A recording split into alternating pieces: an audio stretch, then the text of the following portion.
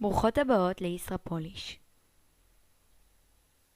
היום בסרטון אני אראה לכם את הכלים הבסיסיים להם תזדקקו בהמשך ביצירת עיצובי הציפורניים. הכלי הראשון הוא המנקד. יש את המנקד הפשוט, אותו ניתן להשיג בחנות הקוסמטיקה וואו, ואת סט המנקדים הצבעוניים בכל הגדלים, אותם ניתן להשיג באי-ביי. כיצד משתמשים? ראשית, מטפטפים טיפת לק על גבי נייר.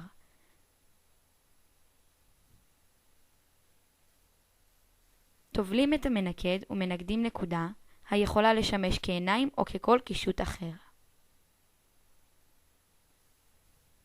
הכלי הנוסף הוא מכחול דק. את סט המכחולים ניתן להשיג בוואו. כיצד משתמשים? מטפטפים טיפת לק על נייר, טובלים את המכחול, ופשוט מציירים קו ישר, המשמש לפרנץ' ולקישוטים נוספים. וכמובן, הכלים הכי חשובים הם הלקים בכל צבעי הקשת. תצטיידו היטב ונתראה בסרטון הבא.